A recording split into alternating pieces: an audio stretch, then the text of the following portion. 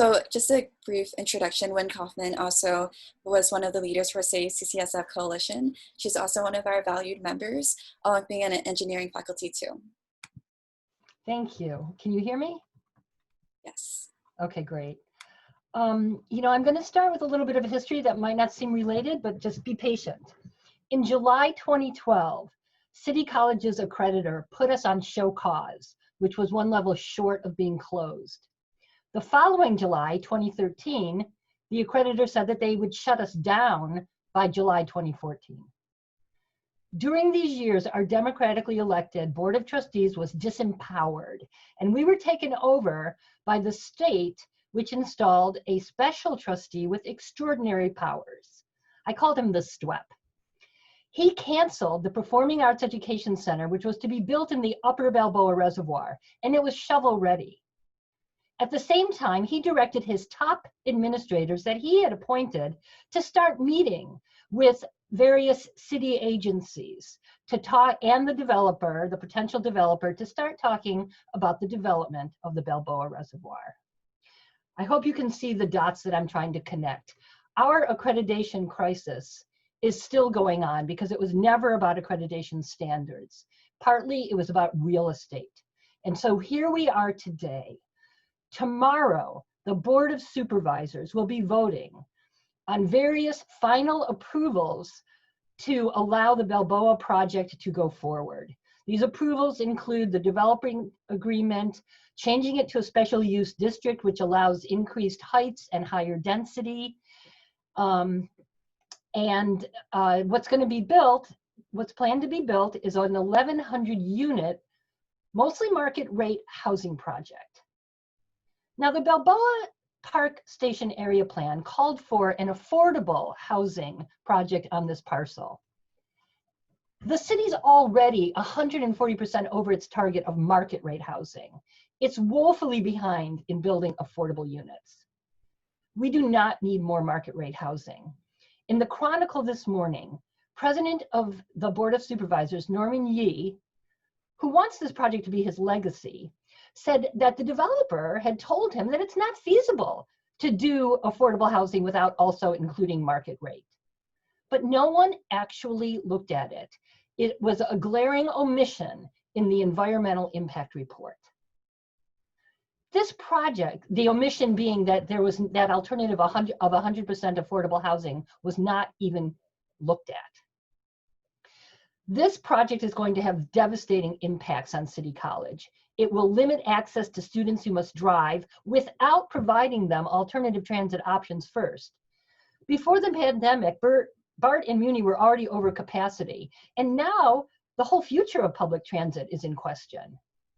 I say to President Yee, please don't have your legacy be the demise of City College.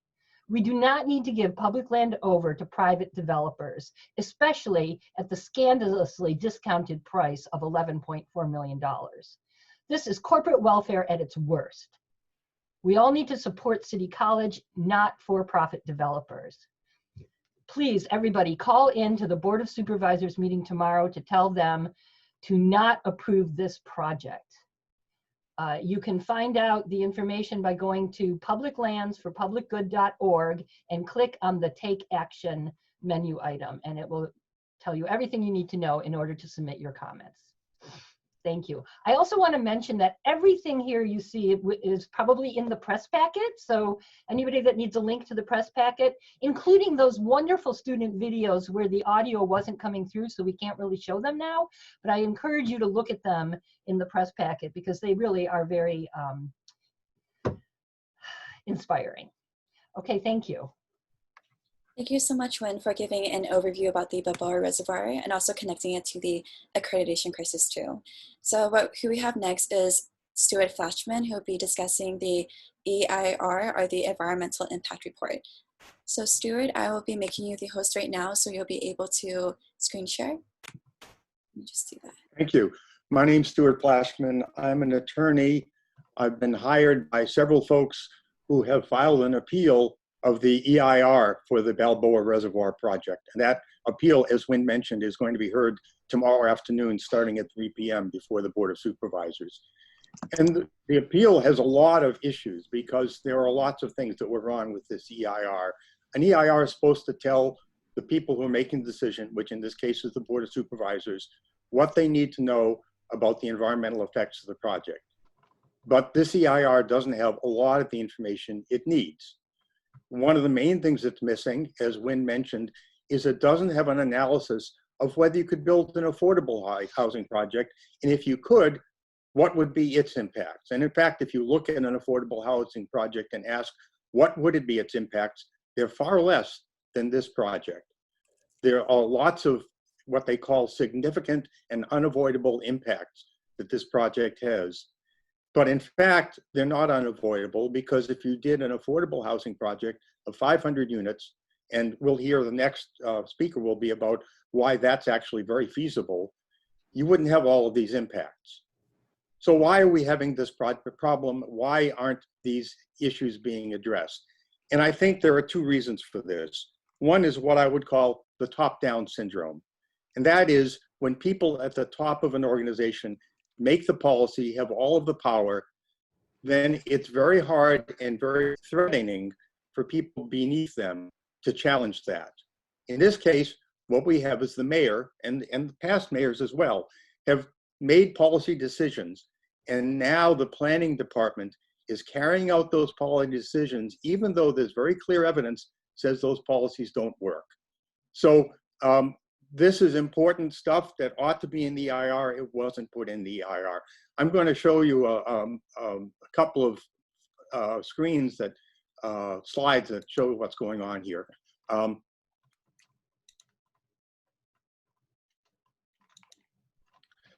So this slide is taken from the housing study that was asked for by Gordon Marr and was presented last week at the Board of Supervisors. And what it shows is how much housing is being built and how much is, quote, in the pipeline. This shows, this little circular graph shows the total amount of what's called pipeline units. But bear in mind that this purple area is applications filed. That means these projects haven't gone anywhere. They're still just being developed, looked at. This blue area, 39%, is projects that have been approved but are major multi-phase projects. And that means they can take years and years to actually be built. One of the projects, Mark said, that project was approved in 2011. There are still no completed units in that project. And that project is only 20% affordable. 80% is market rate. The next slide shows what's going on overall in terms of affordable housing. So this shows the RHNA, Regional Housing Needs Allocation, is asking how much housing of different categories should San Francisco be building. And what you can see, it says 12,000 units of above market rate housing, above moderate, 5,000 of moderate, 4,000 of low, and 6,000 of very low. Where are we at now? Well, for the very low, low and moderate, the average, we're at about 37% of where we need to be.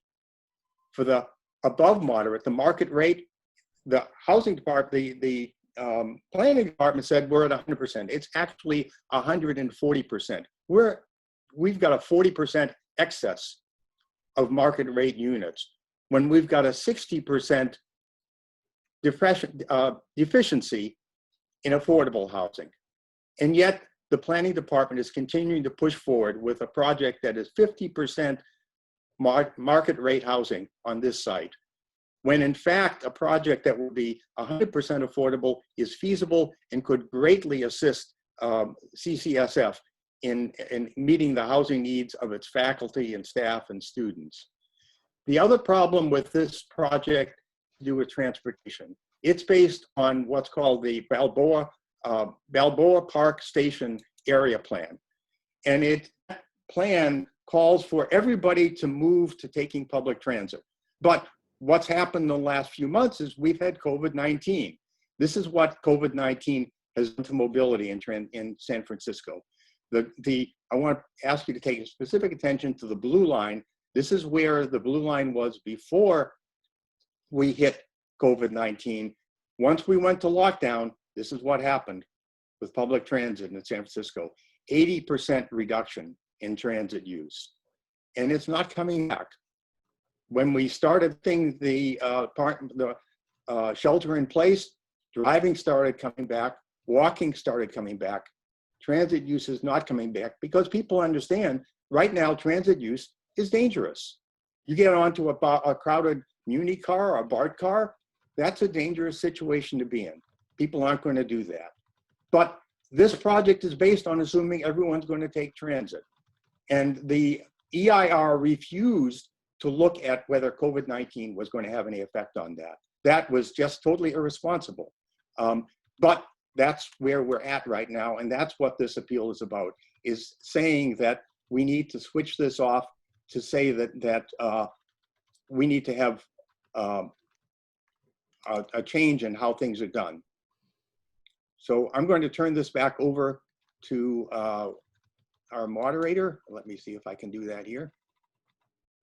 I actually was able to reclaim the host, but thank you so much, Stuart, for that. Okay, very good. All right, thank you very much. Thank you, Stuart. So then some context behind the ERR is because there is an appeal, and part of the appeal is because there are issues regarding the environmental impact report. So leading into the overview about the Balboa Reservoir, the impact of the environmental impact report, it's going to also segue into affordable housing, and we have Tomasita Medal talking about that now. Tomasita, are you ready?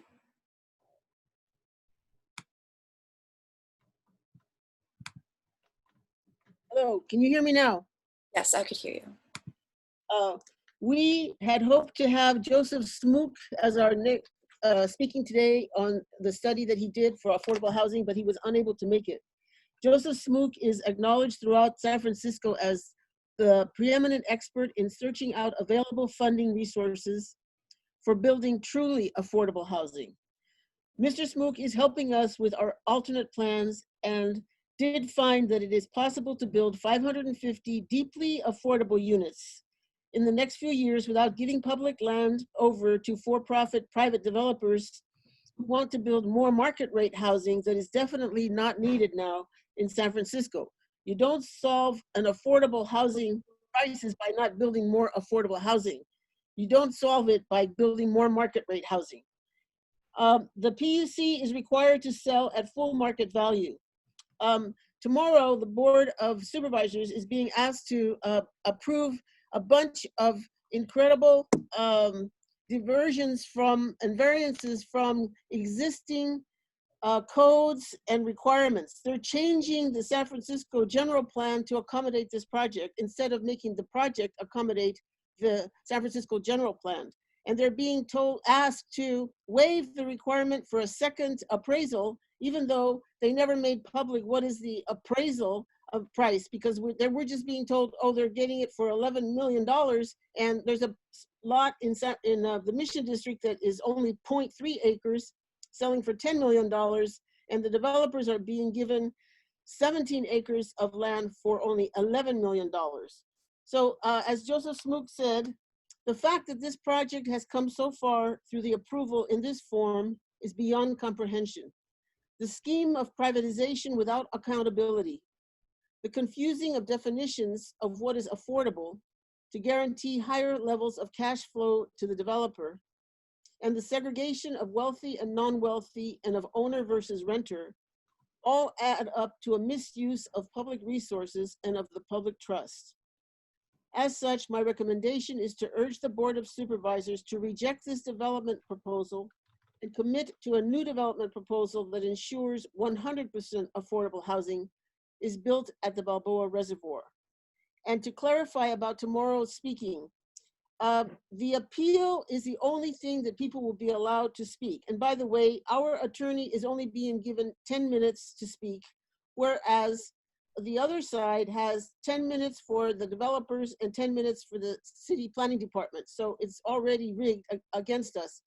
Now, if you want to comment on the selling of this land for this bargain price to the privatizers, then you need to call and write your supervisors today, because any comment that has to do with this, the general development agreement and all the other things that are on the agenda, those after item 38, then tomorrow at the end of the Board of Supervisors meeting, those comments have to be made because they will not be heard tomorrow. Only comments having to do with the environmental impact report will be heard tomorrow.